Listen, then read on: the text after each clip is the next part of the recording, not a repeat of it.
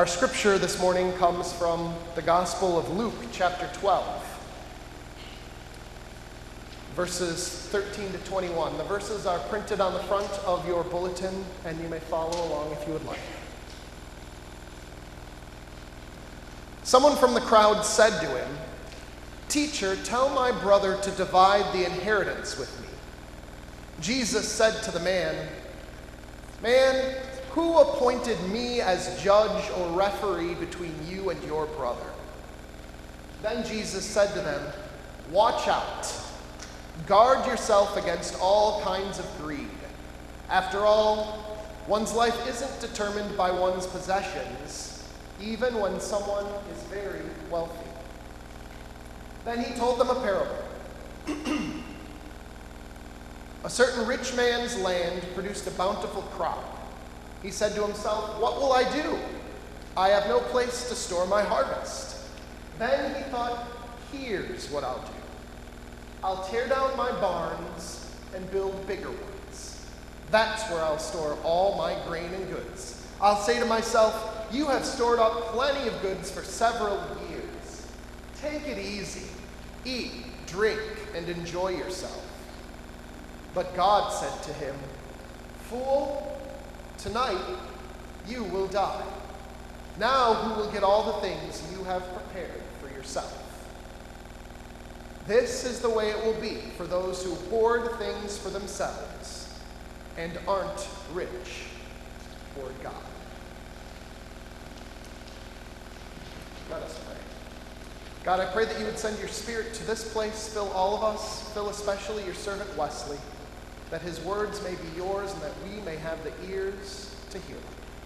It's in Jesus' name we pray. Amen.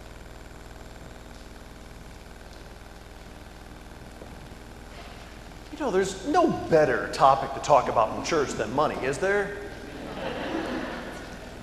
I just love the opportunity to address this. Why? Because preachers have the distinct opportunity to talk about something that all of us at some point lay up late at night worried about. And so it's kind of like swinging a net at a hornet's nest, knowing that there is some little selfish motivation behind that.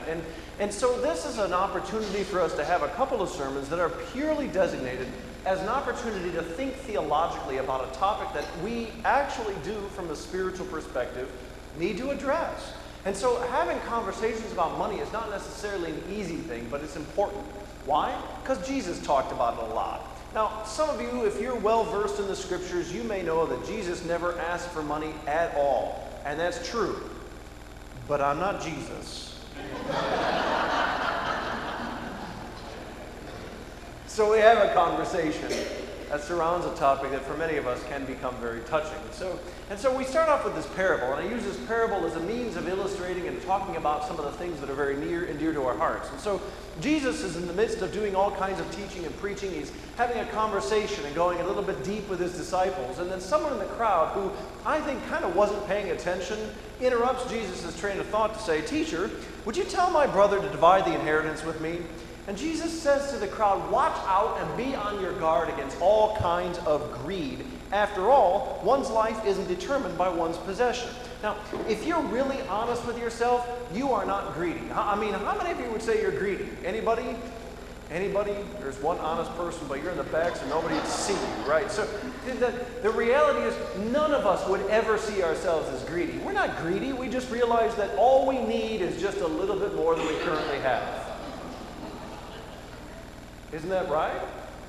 So then Jesus says some things that on the surface just don't sound like they're very wise at all. I mean, one's life does not consist in the abundance of one's possessions. And we all kind of, duh, we know that.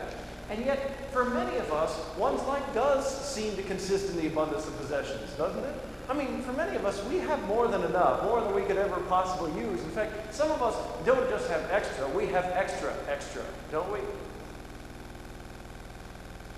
Okay, you don't have to agree too fast on that one. It's just throwing it out there. But we do have extra, don't we? I mean, think about the stuff that's in our homes. We have enough stuff. One's life does not consist of the abundance of possessions, and yet what we frequently do is we spend all kinds of time going out shopping, looking for things that we can't afford and didn't know that we needed until we saw them, and then all of a sudden there's this impulse within us that desires as quickly as we can to get it because it's on sale, it's a deal, and it may not be here tomorrow.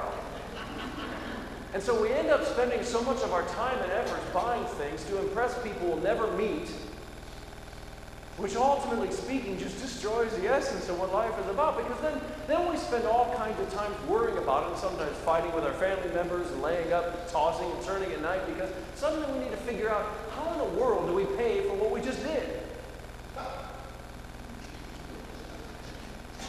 And then we run out of we run out of money long before we run out of month. Make sense? One's life doesn't consist of the abundance of possessions. Duh. So Jesus tells this parable. I mean, even though it's something we already realize, he tells this parable. There was a certain rich man's land who produced bountifully, and he said to himself, "What will I do? I have no place to store my harvest. I have no place to store my harvest." Now, at this point, every person who would be listening to Jesus' parable at that point would have gone, "Oh, that poor person. You should feel bad." I mean, in that particular culture, to have any kind of a blessing of crops was to be seen as God's provision, as God's blessing, as God's bounty. And so if you had filled up your barns in that day, everyone would have gone, "Oh, wow, that person is really well off."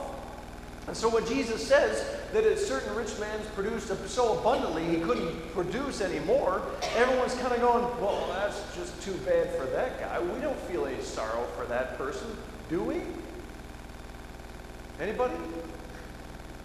Anybody feel bad? His barns are full. Isn't that terrible? He's reached the maximum of the FDIC insurance limit. Isn't that terrible?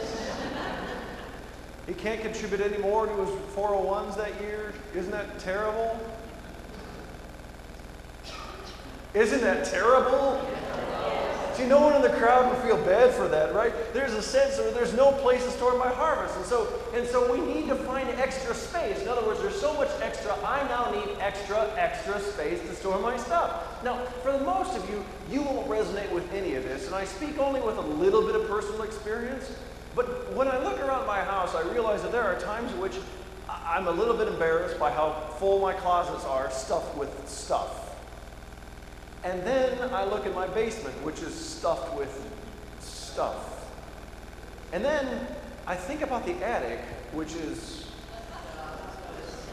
Now, when we bought our house, one of the most incredible gifts was that it came with a shed out in the backyard.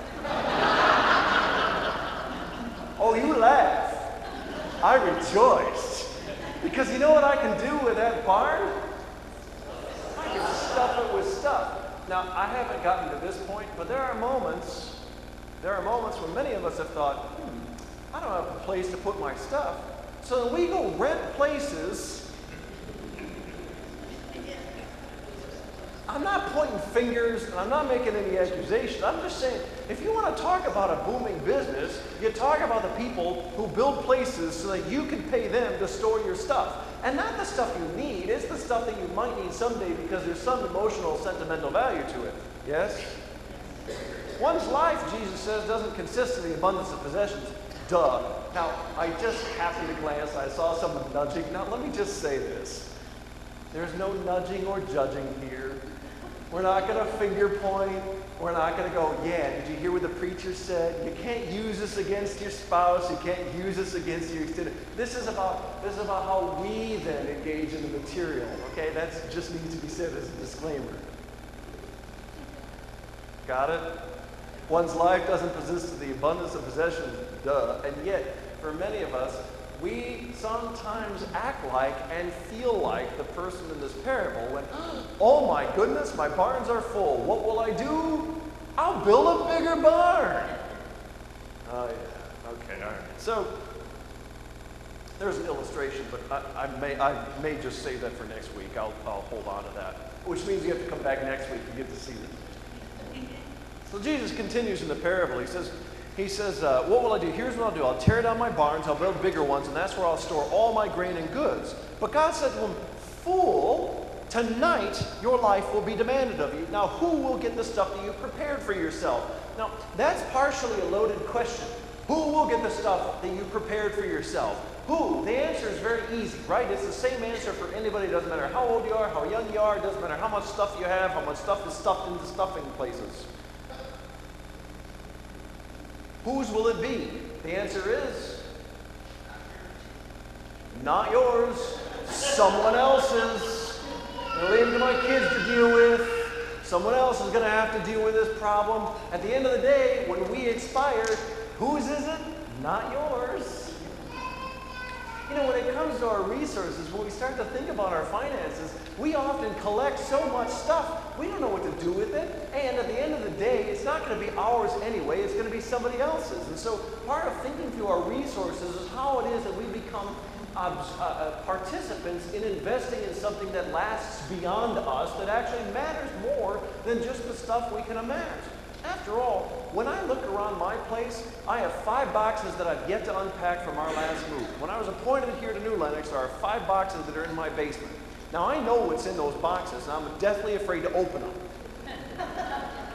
Because in those boxes, as clearly labeled, it is memorabilia. Oh, I heard the... You know what?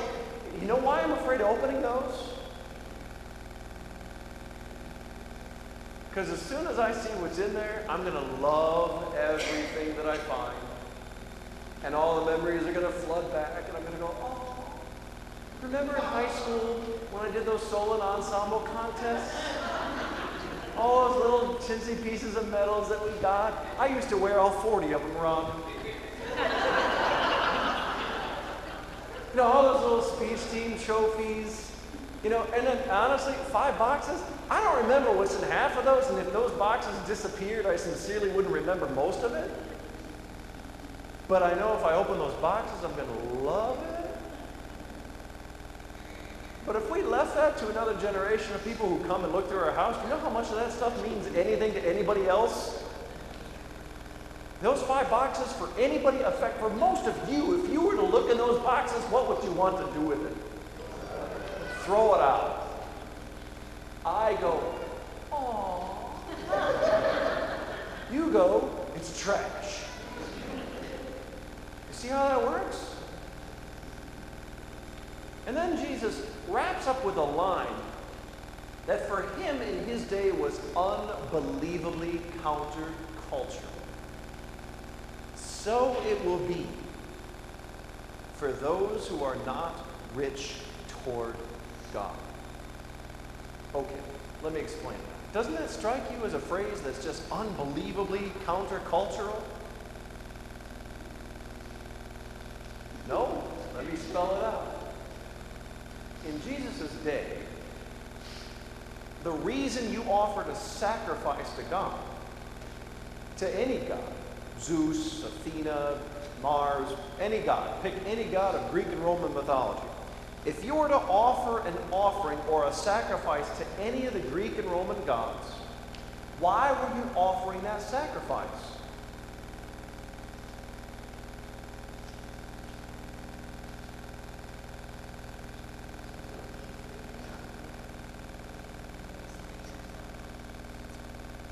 Because you're attempting to curry divine favor. In other words, if you ticked off the gods, bad things happened to you, right? Or if bad things were happening to you, you would start to go through the litany of which god it was that you ticked off, and you would go to appease an angry god. Make sense? When Jesus starts talking about what it means to be rich toward God, that flips on its end the whole purpose or reason behind offering anything to God. Now, the God of the Hebrew Scriptures and the God of the New Testament wasn't some angry deity to appease with sacrifices. I mean, even throughout the Psalms and the prophets, the Hebrew Scriptures constantly claim, it is not your sacrifices I want, but your heart. It's not the stuff that God wants from you. After all, God doesn't need your stuff. God already owns it anyway. If God wanted your stuff, this is a Dave Ramsey quote. Dave Ramsey says, if God wanted your stuff, he could take it and there'd be a greasy spot where you were sitting. It's true. So when Jesus says, so it will be for those who aren't rich toward God, he upends the reason why people would offer. That theologically then, the rationale for offering anything to God or to the work that God does in the world had nothing to do with appeasing an angry God or to curry divine favor. That wasn't the point of the sacrifice. The point of the sacrifice was to break our grip on something that was so idolatrous that it totally overtook and consumed us. That rather than offering ourselves to the abundance of possessions, it was a means of breaking from the traditions and saying to God, I thought of you first. I offered my best and not my last, my first fruits and not what was left over. That I thought of you before I thought of anyone else. Now, if you have a child and you've ever started teaching them how in the world to start using money, perhaps you've used a system called an allowance. Have you ever used an allowance? No one? Good. All right. Well, in some households, what they do is they do a system of an allowance, or they give a gift, or sometimes when families go on vacation, they'll give their kids some money and tell them, this is your spending money for the day. Now, it's a great teaching opportunity, because if they burn through it in the first 20 minutes, what would you ordinarily say? Too bad, you're done for the day. That's it. That's how it works, right? Yet if you blow it all, there is nothing left. But imagine if that kid went in the first 20 minutes and blew their allowance in order to buy a gift that ultimately was for you. How would your heart feel? Wouldn't that just melt you? You see, God's not angry with us. God's mad about us. God desires something that so easily tears us apart and keeps us worried. God desires that we participate in the act of thanksgiving as a response to God's gracious act to us first. After all, from the beginning of the Scripture, God acts out of love. God creates and molds and fashions, creates humans, breathes into them the breath of life. I mean, that's what the Scriptures would teach. In the New Testament, Jesus loves the world so much that he gave. You see, it has to do with a God who's not interested in getting something from us, but a God who from the very beginning has always invested in us and given to us. And so our response back to God has nothing to do with what we get out of God or currying divine favor. It has everything to do with stretching the muscles that are a response in thanksgiving and grace back to the one who loves us even before we ever knew it. See, that's theologically why we give. Make sense? So, let me have some fun with some objections, because, I've heard a lot of objections. Not from you, because you're the best church on planet Earth. But I've heard some objections in the past, so let's address some of those objections. So, first of all, I've heard some people say things like, the church doesn't need my money. Now, let me be fully transparent. That's true. The church does not need your money. The church needs people who are sold-out disciples of Jesus Christ. And people who understand the giving nature of Jesus are people who, out of response to God's grace, are people who naturally give. The church doesn't need your money. The church needs disciples who have figured out the act of generosity. So some people say things like, well, the church already has a lot of money. And you know what? That's true. This church does have some money. So, let me use an example. In most of our households, our personal finances go like this. We get a payday. This is monopoly money because I can afford that. We get a payday and we put it in a pot. We get a payday and we put it in a pot. We get a payday and we put it in a pot. And then when bills come along, we use that money and we draw from that pot, right? Mortgage, car payment, student loans, right? Because some of you are hanging on to those like a mortgage. So we use that common pot. And then when it's all done, we go, we're out of money. And then the preacher says something like, we give as an attitude of generosity to the church. And we're like, how dare you? Doesn't the church have enough money? And the answer is, well, yes, but the church doesn't operate on the same principles as our personal finances operate. In other words, this morning, for instance, you heard me say something about UMCOR. Does anybody remember me saying anything about UMCOR? Okay, so if you say on a check, I want this to go to the United Methodist Committee on Relief because I want to genuinely help those who were just devastated by a hurricane, then we have a pot for missions. And so what we do is we say, we'd like for you to think about giving for others. And then you designate funds and we give it to missions. See how that works? Or let's just say we lose a beloved member of our community of faith and they want to give a memorial gift. And so they say, we want dear Aunt Susie's money to go into a memorial fund. And then, the preacher comes along over the summer and says, we have a lot of issues. Like we need to repaint, we need to redo our parking lot, we need to re-roof sections of the building because, we're tired of replacing ceiling tiles, and we need to deal with basic maintenance. And so we say, would you be willing to contribute to the Assuring Our Faith campaign? And many of you said, absolutely, we'd love to physically contribute to something that matters.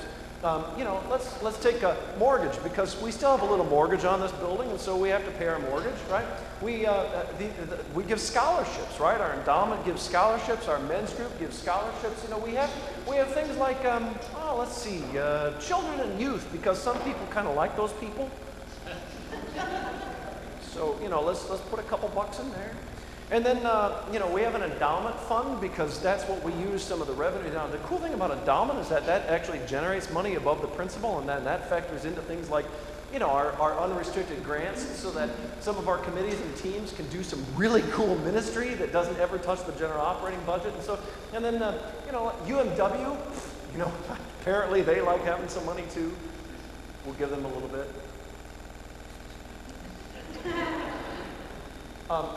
And then there's this one, the general fund of a church. Now, the general fund of the church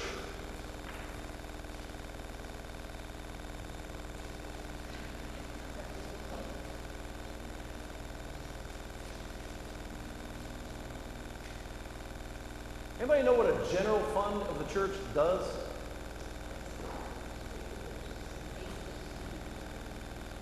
This is what turns on the lights. This is what pays for heating in the winter. This is what pays for air conditioning in the summer. This is what pays for your pastors to stand up here and flap around in big long dresses. This is what pays for the staff who provide our music, who provide our bulletins and office support. All the rest of the stuff that we do, for the most part, is purely volunteer. Our men's group, our women's group is volunteer. They're not paid. Our VBS program is entirely put on by volunteers. Our Living Nativity, entirely volunteers. Our Sunday school program, did you know that's entirely volunteer? We don't pay anybody for that. It's because people give generously of their time. But what we do with the general operating budget, this supports our staff, our maintenance, our insurance payments, so that, God forbid there's a flood in the building. I heard about that once. If things happen, this is what pays for everything. And so what happens in some churches is this. They run out of general operating funds and they say, we don't have any money. And people say, you have plenty of money. Is that true? Well, there's money in the scholarship fund. But what would happen in the church if we started saying, you know what, this scholarship fund, let's put it in the general fund.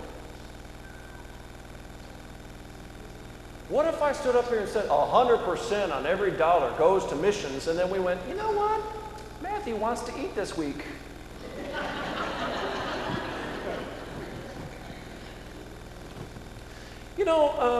We like kids and all, but really? We want to be warm. We like having a building over our head, but what if we skip a mortgage payment? What if we touch the endowment? Nope. You see, the problem is, I have a colleague whose church went belly up because they had $150,000 in their organ repair fund and not a cent to pay their staff. And that stuff is rough. But here's what we as a church always desire to do. We have a little bit that we save aside as a reserve. That reserve is what helps us when the operating fund goes very low. Because that happens in churches. Church calendars, they ebb and flow with the season. And every year since I've been here, we finish the year with money in the general fund, which goes into the reserve so that we can afford the bumps and the hiccups in the year, right? That's because we're fiscally wise stewards of our funds. We believe this is serious. We as a church sincerely believe